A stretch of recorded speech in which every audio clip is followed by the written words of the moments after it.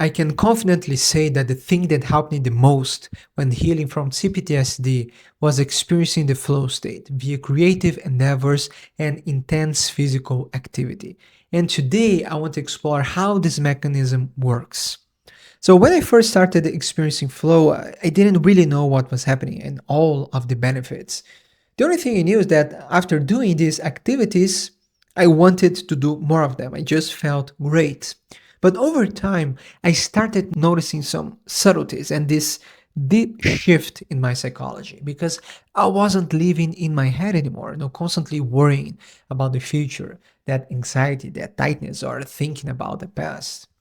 I finally felt safe in my body. I broke the trauma loop, and for the first time, I felt in charge of my life. And after going through this shift, I also started experimenting with my clients, and I must say I got incredible results. And the beautiful thing about flow is that this mechanism is ingrained in human biology. So, in other words, this state is independent of personality traits, and everyone can experience it. So, flow is just another skill that can be trained.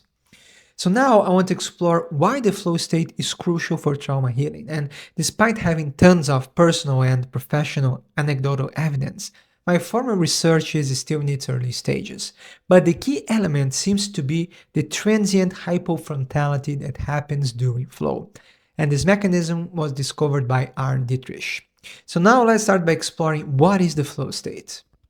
And before we start our explorations, let me tell you that you can get a free copy of my book Pistis Demystifying Jungian Psychology when you join my newsletter down below. You can also check my courses, and if you want one-on-one help, I also invite you to check my mentorship. Again, links in the description. So flow can be simply defined as a state in which you feel your best and you perform at your best. So everything just flows, and the flow state has this name because experiencing flow is flowy. So Mihaly Csikszentmihalyi, the godfather of flow, discovered that this state has 6 core psychological characteristics, and we're going to explore them now. So the first one is complete concentration. So this means you feel fully focused and engaged in the task at hand. So all of your senses are heightened and you are absorbed in the right here and in the right now. And with it comes a deep sense of enjoyment.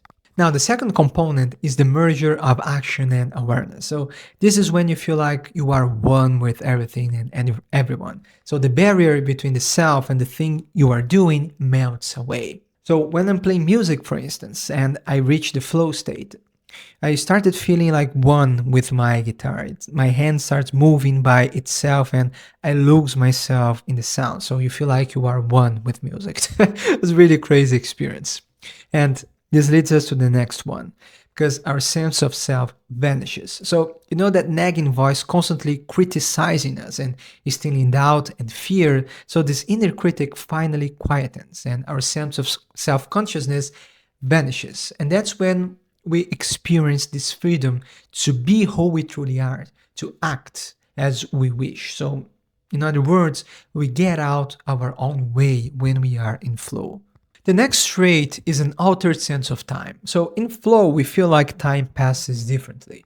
Sometimes we experience things in slow motion and past and future merge, and there is only the deep now. And this is technically known as time dilation. So sometimes 5 minutes feels like 5 hours, or 5 hours feels like 5 minutes. And you probably experienced this before when you were talking with your best friend or your partner. It comes a moment when you lose yourself in this conversation, and suddenly hours have passed. You look at the clock and you can't believe that 2 hours have passed, and it only felt like a few minutes. So this is the sensation. And the next one is the paradox of control. Because when we are in flow, we feel like the masters of our fate and in complete control of the situation, even in situations we usually cannot control. And the last characteristic is that flow is an autotelic experience. And this is one of the best parts about the flow state. And this is a fancy way of saying that the activity itself becomes so pleasurable and meaningful that this is its own reward. So, in other words, you are deeply happy and satisfied just because you get to experience flow, and the external rewards are irrelevant. And that's why flow is the source of intrinsic motivation. So, you're playing your guitar because it's meaningful, it's pleasurable, not because you want to show off, not because you're expecting, someone else to applaud. You just feel happy because you get to do the thing you love and you are passionate about.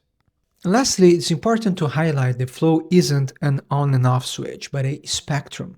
So sometimes we experience elements of this state or a micro flow, and other times we are completely absorbed by this state and we experience a macro flow, aka mystical experiences. So this is when we feel like we met God. And Carl Jung calls these experiences numinous experiences. And in his view, and this is important, they are the only ones truly capable of healing neurosis.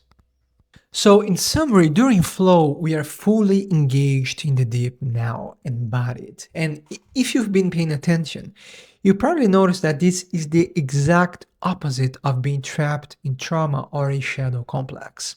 So, now let's explore how flow heals. So, to make things simple, the first thing that happens during trauma or in neurosis is a fundamental disconnection from the body, and you start living exclusively in your head. So the prefrontal cortex is often working overtime, leading to endless self monitoring, self criticism, over identification with the past, and hypervigilance. And moreover, the body is constantly tense, and you feel like the past trauma is still happening to you.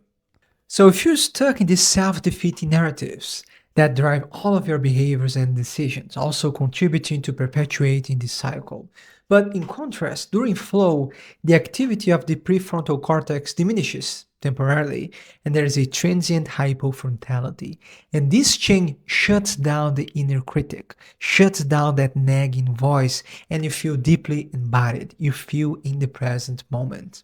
And now your system is inundated by feel good chemicals like dopamine, norepinephrine, anandamide, endorphins, and also serotonin.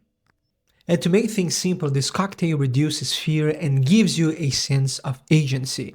Motivation makes you more creative, and you start envisioning new possibilities and finally experience joy and safety in your body. And during flow, since your sense of self vanishes, you get to experience a new version of yourself.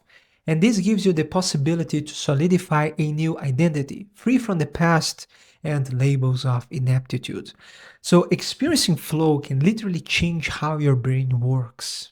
Because in flow, there is a 500% increase in productivity, upwards to 700% increase in creativity, and also the real possibility of healing.